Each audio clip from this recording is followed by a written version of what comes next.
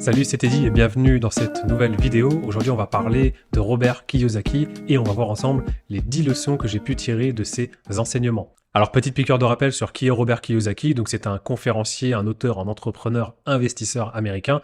Il est notamment l'auteur du best-seller Père riche, Père pauvre et c'est la personne qui a, selon moi, le plus d'influence dans le monde des finances et de l'investissement. Il a notamment mis en place l'éducation financière. Il a propulsé en fait ce concept-là à travers tous les pays.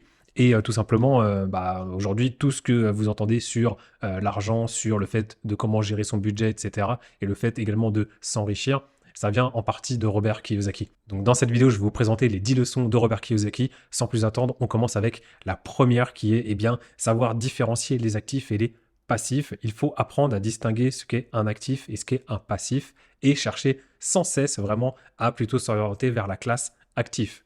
Alors, si vous ne savez pas ce que c'est un actif et un passif, c'est très simple. Un actif, c'est quelque chose qui soit vous rapporte de l'argent directement ou quelque chose qui va prendre de la valeur dans le temps. Je vous donne un exemple. Vous voulez acheter de l'immobilier typiquement. L'immobilier, c'est quelque chose qui prend de la valeur dans le temps et que vous pouvez revendre soit dès demain, soit dans 10, 15, 20 ans. Ou bien vous pouvez faire de l'immobilier locatif et percevoir des revenus. Vous investissez dans la bourse, c'est la même chose. Vous allez avoir la possibilité de revendre directement vos actions ou bien de les conserver et de les revendre un peu plus tard. Ce sont des choses qui prennent de la valeur. Et en revanche, par contre, les passifs, eux, c'est ceux qui vont plutôt vous coûter de l'argent. Le meilleur exemple de passif qui coûte de l'argent, c'est typiquement la voiture, puisque la voiture, c'est quelque chose que vous achetez qui va déprécier dans le temps. Et en plus de ça, ça va vous coûter de l'argent puisque, il va falloir mettre de l'essence tout le temps, gérer l'entretien, etc., etc. D'autres passifs vont être aussi tout ce qui est des produits de consommation, comme par exemple le shopping ou par exemple des vacances, ce genre de choses. C'est ce qui vous coûte vraiment beaucoup d'argent. Ce qu'on entend par savoir différencier les actifs et les passifs, c'est juste en fait avoir la bonne répartition de votre argent, avoir un équilibre entre ce que vous achetez comme passif et ce que vous achetez comme actif. Dans l'esprit de Robert Kiyosaki, vous devriez faire un focus 100% sur les actifs si jamais vous êtes dans une situation de pauvreté extrême et que vous souhaitez changer de situation. Ok, leçon numéro 2, c'est tout simplement l'importance de l'éducation financière. J'en parlais un peu en introduction, mais l'éducation financière, ça fait vraiment partie des piliers de Robert Kiyosaki. L'éducation financière, ou ce qu'on appelle aussi les finances personnelles, c'est le fait tout simplement de savoir gérer ses finances, de savoir les entrées et sorties d'argent, faire une liste de toutes vos dépenses et avoir la possibilité également de pouvoir épargner chaque mois une partie des revenus que vous percevez. La plupart des gens n'ont pas d'éducation financière et c'est pas vraiment de leur faute puisque c'est quelque chose que vous n'apprenez pas à l'école et généralement vos parents qui eux-mêmes n'ont pas été éduqués financièrement, ne peuvent pas vous apprendre cela. Il y a juste une petite partie de la population qui ont la chance d'avoir cette éducation parce que généralement c'est quelque chose qui se transmet de génération en génération et aujourd'hui, en fait, on a la chance, tout simplement, grâce à des livres, grâce à des vidéos, de se documenter et d'apprendre cela. C'est quelque chose qui est hyper important, puisque c'est vraiment le premier pas pour pouvoir justement ensuite investir cet argent-là et pouvoir avoir une meilleure situation. La troisième leçon, c'est de penser comme un entrepreneur. Quand bien même vous êtes en CDI, vous êtes salarié, vous n'avez pas une situation professionnelle, vous devez tout de même penser comme un entrepreneur. Qu'est-ce que Robert Kiyosaki entend par là, par penser comme un entrepreneur? C'est que vous devez simplement détecter les opportunités de pouvoir faire des affaires. Vous savez, aujourd'hui, il y a beaucoup de personnes qui sont salariées en CDI et qui, à côté de ça, font des activités.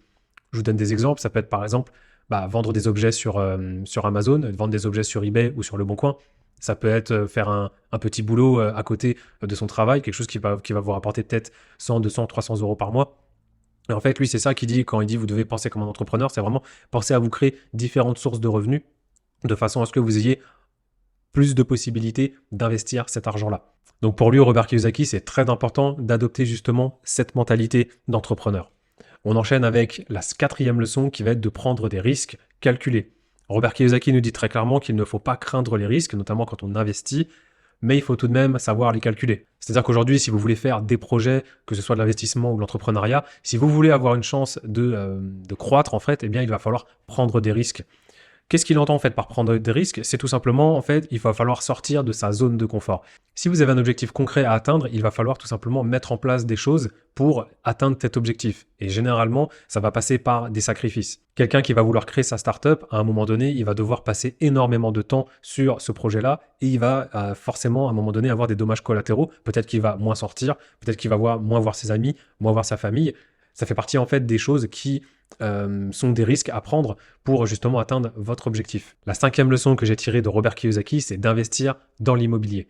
Robert Kiyosaki, c'est quelqu'un qui vraiment nous fait la promotion de l'investissement en immobilier. Pour lui, c'est vraiment le pilier central de l'investissement.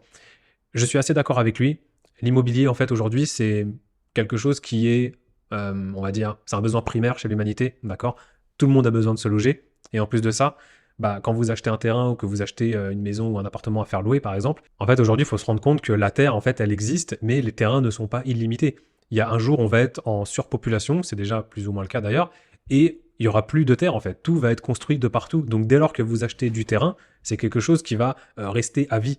Donc, pour lui, c'est vraiment très important. En plus de ça, avec l'immobilier, ce qui est intéressant, c'est que même si vous n'avez pas de capital, vous pouvez très bien, emprunter de l'argent pour acheter de l'immobilier et ensuite faire de la location ou de l'achat-revente. Donc, pour lui, c'est vraiment un pilier qui est très, très, très important si vous partez vraiment de zéro et que vous voulez vous constituer de la richesse et vous constituer un patrimoine. Leçon numéro 6, le pouvoir des réseaux. Robert Kiyosaki nous explique tout simplement que si vous avez un entourage qui est constitué de banquiers, d'avocats, de docteurs, etc., forcément, vous allez avoir des passerelles qui vont vous permettre d'atteindre le succès plus rapidement. À l'inverse, si vous côtoyez des personnes qui ne sont pas entrepreneurs, qui n'ont pas des situations aujourd'hui, on va dire, confortables, il y a très peu de chances que vous puissiez atteindre du succès dans ce que vous avez envie de faire, que ce soit d'un point de vue finance ou dans l'entrepreneuriat. Et il insiste beaucoup là-dessus. Et finalement, en fait, ça revient tout simplement au concept de la loi de l'attraction, qui est juste que vous êtes la somme des personnes que vous côtoyez, tout simplement. Si autour de vous, il y a des personnes qui vous tirent vers le bas, il y a très peu de chances que vous arriviez à en sortir. À l'inverse, si vous avez des personnes qui autour de vous ont de l'influence et ont de très bonnes situations, vous allez avoir plus de chances d'être comme eux finalement. Donc, c'est quand même des propos qui sont à nuancer, parce que je pense qu'il faut tout de même rechercher le succès, mais pas non plus trahir ses valeurs. Et s'il y a des gens avec qui vous vous entendez bien, qui n'ont pas des bonnes situations, ça ne veut pas forcément dire qu'il faut les lâcher. Mais c'est quand même important de savoir différencier justement les personnes qui peuvent vous apporter quelque chose et des personnes qui sont là avec vous juste par intérêt ou pas. Donc c'est quand même très important et c'est déterminant pour votre succès. Leçon numéro 7, apprendre à échouer.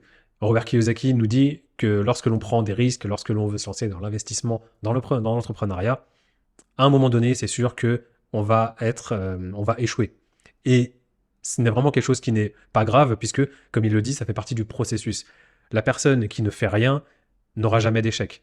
Quelqu'un qui agit, quelqu'un qui veut tenter des choses, qui met en place des actions, à un moment donné, elle va se planter, mais c'est en faisant des erreurs, justement, qu'elle va apprendre et qu'elle va pouvoir, se développer un peu plus et justement atteindre la réussite financière. Donc c'est très très important, il ne faut surtout pas culpabiliser. C'est encore quelque chose qu'on a du mal à faire, je pense, en France. On culpabilise énormément quand on est dans l'échec. Il n'y a qu'à voir à l'école, dès qu'on a des mauvaises notes, typiquement, on a l'impression qu'on est en train de rater notre vie, alors que ça ne fonctionne pas tout à fait comme ça. Il faut au contraire, peut-être pas forcément encourager l'échec, mais simplement vous dire, ok, j'ai vécu un échec, qu'est-ce que j'ai appris, comment je vais faire pour revenir plus fort et comment je vais tout simplement me servir de mes expériences passées pour le futur.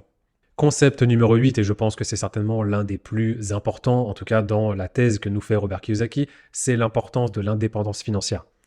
Robert Kiyosaki nous dit tout simplement qu'il faut viser l'indépendance financière. Tout à l'heure, je vous ai parlé d'éducation financière. C'était le premier pas pour atteindre l'indépendance financière. L'indépendance financière, qu'est-ce que c'est au final? C'est simplement le fait d'avoir des investissements qui travaillent pour vous et qui, à un certain moment, en fait, vont venir compenser toutes vos dépenses, toutes vos charges. Par exemple, vous avez investi dans la bourse, dans l'immobilier, ça va vous rapporter au début 100, 200, 300 euros, mais à un moment donné, ça va peut-être vous rapporter 1500, 2000 euros par mois, et ça va couvrir certainement toutes vos dépenses. En tout cas, si vous avez besoin de 2000 euros par mois pour vivre, dès lors que vos investissements vont couvrir toutes vos dépenses, à ce moment-là, vous serez donc libre financièrement, vous n'aurez plus besoin de travailler, vous aurez juste à regarder d'un œil tous vos investissements. C'est le concept de l'indépendance financière que tant de personnes souhaitent atteindre. Leçon numéro 9, le temps est un allié précieux. Pourquoi Robert Kiyosaki nous dit ça? Tout simplement parce que il parle en fait des intérêts composés. J'entends par là, c'est plus tôt vous investissez et plus tôt en fait vous allez atteindre un niveau de richesse. Typiquement, lorsque vous achetez des actions en bourse, vous allez acheter une action, par exemple une action Apple. Cette action-là, elle a un prix d'entrée. Ce prix d'entrée va être évolutif dans le temps, donc il va augmenter. Et en plus de cela, Apple va reverser ce qu'on appelle un dividende auprès de ses actionnaires. Donc, j'ai acheté une action Apple, non seulement le prix de l'action va prendre de la valeur, et en plus on va me reverser des dividendes que je vais pouvoir réinvestir dans l'action. Et en fait, ce cycle-là fait qu'au début, en fait, vous allez avoir un peu d'actions Apple, et plus vous réinvestissez, plus en fait vous allez faire grossir tout simplement votre investissement. C'est ce qu'on appelle l'effet boule de neige.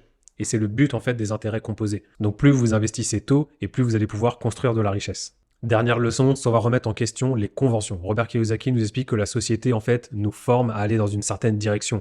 Lorsque vous commencez à aller à l'école, le chemin logique qui suit, c'est on va vous former tout simplement pour être un bon salarié, pour être un manager, un cadre dirigeant, etc. Mais personne ne va vous former à être entrepreneur. Eh bien pour l'argent, c'est pareil. À l'école, on ne va pas vous apprendre comment gérer votre argent, on ne va pas vous apprendre comment investir, on ne va pas vous apprendre comment vous comporter, quels sont les choix que vous devez faire pour vous enrichir, on ne parle jamais de ça. Ce qui fait qu'aujourd'hui dans notre société, dès lors que vous avez envie d'acquérir un peu plus de richesse ou de changer de situation, vous allez devoir mettre en place des choses, vous allez devoir acheter de l'immobilier, vous allez devoir certainement investir dans la bourse, et en fait vous allez clairement passer pour un ovni, que ce soit auprès de votre famille, auprès de votre entourage ou auprès de la société tout simplement. Donc Robert Kiyosaki dit clairement que il y a des choses comme ça qui sont normales, vous devez en fait déconstruire tout ce que l'on vous a appris dans le but d'avoir du succès. Donc tout ce qui est simplement... Donc en fait, dès que vous êtes dans la norme, vous devez simplement penser différemment de la masse. Robert Kiyosaki, il insiste énormément là-dessus, il fait sans cesse des parallèles entre la masse qui a une pensée unique, il les compare souvent parfois même à un peu des moutons, et les investisseurs qui eux sont un peu des électrons libres, des gens qui pensent différemment et qui vont justement passer pour des fous auprès de tout le monde. Donc si vous pensez différemment des gens, c'est que vous êtes sur le bon chemin. On arrive donc à la fin de cette vidéo, je vous remercie de m'avoir écouté, c'était donc les 10 leçons que j'ai pu tirer de Robert Kiyosaki. C'est des leçons qui vont vous aider à vous construire une base financière solide et à vous éduquer financièrement. Et si vous n'avez jamais lu un ouvrage de Robert Kiyosaki, je vous invite à lire Père riche, Père pauvre, mais également Le cadran du cash flow, qui est un livre dont finalement peu de personnes ne parlent et qui me semble très important de lire. Merci d'avoir regardé cette vidéo, n'hésitez pas à liker, partager, et moi je vous dis à très bientôt pour une prochaine vidéo. Ciao!